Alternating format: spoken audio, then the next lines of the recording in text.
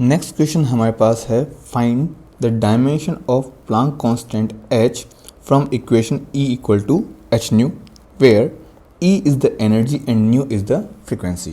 Okay, so E equal to h nu is given and the dimension of Planck constant h is needed. Okay, so h is equal to E by nu means energy upon frequency. Energy की dimension होती है m1 L2 t minus 2 और frequency की dimension होती है t minus 1. तो यहाँ पर सॉल्व करने पर हमारे पास वैल्यू आएगी m1 L2 t minus 1. This is the dimension of Planck constant h. Clear? Okay. Next question is find the dimension of the specific heat C, coefficient of linear expansion alpha and gas constant R, where Q is equal to mc T2 minus T1 is given. Also L equal to L naught 1 plus alpha T2 minus T1 is given and PV equal to nRT means ideal gas equation is given. हमें यहाँ पर 3 quantities दे रखी है, तीनों के लिए formulas भी दे रखे हैं और उनके लिए हमें डायमेंशन चाहिए. तो चलिए बच्चों फर्स्ट करते हैं. फर्स्ट हमारे पास है specific heat C. Specific heat के लिए आपके पास फॉर्मूला है Q equal to mc T2 minus T1. So from here C is equal to Q upon m T2 minus T1. Now Q is heat and heat is the energy और energy की dimension होती है m1 L2 t minus 2. जबकि नीचे क्या है आपके पास m मतलब मास m1 एंड ये जो t है ये t क्या है आपके पास टेम्परेचर और टेम्परेचर की यूनिट क्या होती है आपके पास टेम्परेचर की यूनिट होती है केल्विन. ओके, तो यहाँ पर केल्विन को अपन किससे शो कर देंगे K1 से. क्लियर? तो अब जब इसको सॉल्व करोगे m1 से m1 हो जाएगा कैंसिल तो आपके पास जो C की डायमेंशन आएगी that is m0 L2 t minus 2 K minus 1. This is the dimension of specific heat capacity C.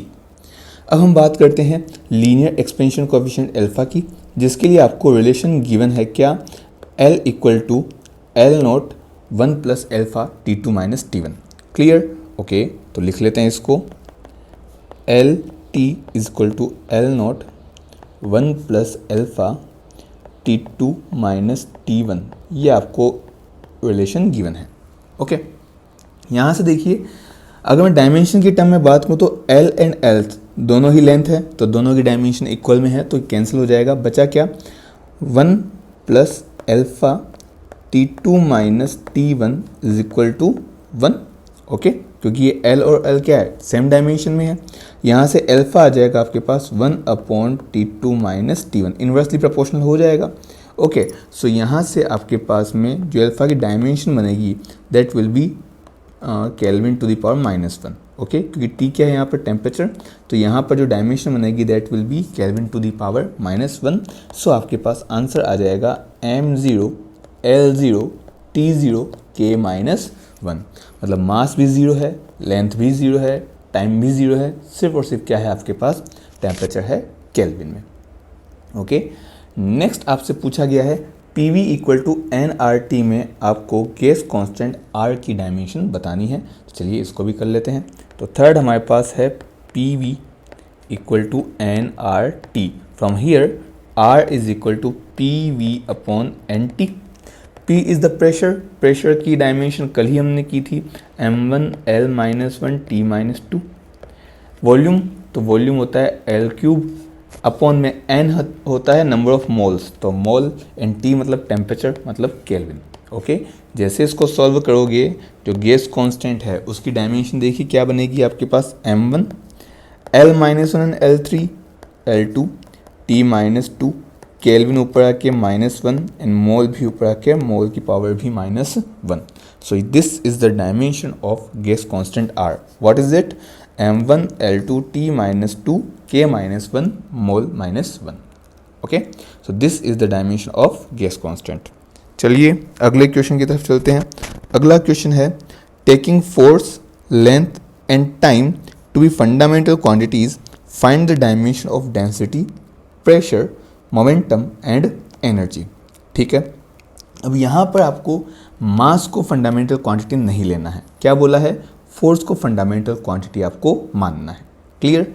Okay, so first हम करते हैं सॉल्व डेंसिटी। तो डेंसिटी को हम शो करते हैं D equal to mass per unit volume से। Okay, अब मास तो हमारे पास है ही नहीं, हमें मास को फोर्स के टर्म्स में निकालना पड़ेगा। तो देखिए बच्चों, F होता है ml/t²। सो यहाँ से मास क्या आ जाएगा, Ft²/L। पुट कर दीजिए वैल्यू। सो Ft²/L और वॉल्यूम क्या होता है बेटा, L³। सो यहाँ से डेंसिटी की जो डायमेंशन आएगी दैट विल बी F(L⁻⁴)T²। ये आपके पास किसकी डायमेंशन है, डेंसिटी की। ऐसे हम प्रेशर की बात करते हैं, तो प्रेशर का तो बहुत ही इजी सा है, क्या, फोर्स पर यूनिट एरिया होता है। तो फोर्स क्या होगा, F, और एरिया को हम किससे लिखते हैं, L2 से, तो FL2। This is the dimension of pressure. Okay, F की टर्म में लिखना है ना, क्योंकि आपको जो फोर्स है वो फंडामेंटल क्वांटिटी क्वेश्चन में गिवन है। Clear? Okay, next is momentum. तो थर्ड हम बात करते हैं मोमेंटम की। तो मोमेंटम को P से शो कर देते हैं। It is equal to F into T. कैसे, फोर्स होता है आपके पास change in momentum per unit time, तो P हो जाएगा आपके पास F into T, force into time, force and time, time की डायमेंशन T एंड फोर्स की डायमेंशन F, क्योंकि क्वेश्चन में आपको यही गिवन है। Next energy. सो एनर्जी की बात कर लेते हैं। फोर्थ क्या हो जाएगा, एनर्जी। एनर्जी आपके पास क्या होती है, फोर्स मल्टीप्लाई बाय लेंथ। तो इसकी डायमेंशन हो जाएगी F और L, F1 L1। ये हो जाएगी डायमेंशन किसकी, एनर्जी की। कैसे, तो देखो एनर्जी और वर्क की डायमेंशन सेम होती है, और work done is equal to force multiplied by the displacement in the direction of force. Okay, so यहाँ से हम एनर्जी की डायमेंशन निकालेंगे F multiply by L, F1 L1। चलिए नेक्स्ट क्वेश्चन की तरफ चलते हैं। आठवां क्वेश्चन हमारे पास है, suppose the acceleration due to gravity at a place means G is equal to 10 metre per second square, find its value in centimetre पर मिनट स्क्वायर। ओके, बहुत ईजी है। कैसे, 1 मीटर हमारे पास क्या होता है, 100 सेंटीमीटर, एंड साथ में क्या चाहिए, मिनट चाहिए ना, तो 1 मिनट आपके पास क्या होगा, 60 सेकेंड।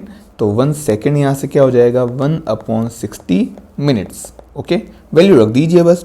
तो G इक्वल टू 10 मीटर की जगह क्या आ जाएगा बेटा, 100 सेंटीमीटर, अपॉन में 1 सेकेंड की जगह क्या आ जाएगा, 1/60 का भी स्क्वायर, है ना, 1/60 मिनट का स्क्वायर। सो आपके पास वैल्यू बन जाएगी, ये देखना, 36 10⁵ सेंटीमीटर पर मिनट का स्क्वायर। ओके, सॉल्यूशन आपके पास क्या आएगा, 36 मल्टीप्लाई बाय 10⁵ सेंटीमीटर पर मिनट का स्क्वायर। क्लियर? ओके, चलिए नेक्स्ट क्वेश्चन पे चलते हैं। नेक्स्ट क्वेश्चन है, the average speed of a snail is 0.020 means V snail आपको दे रखा है 0.020 miles per our, and leopard की आपको दे रखी है VL, this is given as 70 miles per hour. Okay, क्या करना है, convert these speeds in SI units, मतलब मीटर पर सेकंड में आपको कन्वर्जन करना है। ठीक है, कर लेते हैं। तो देखिए मीटर पर सेकंड में कन्वर्जन के लिए आपको पता होना चाहिए कि माइल में कितने मीटर होते हैं।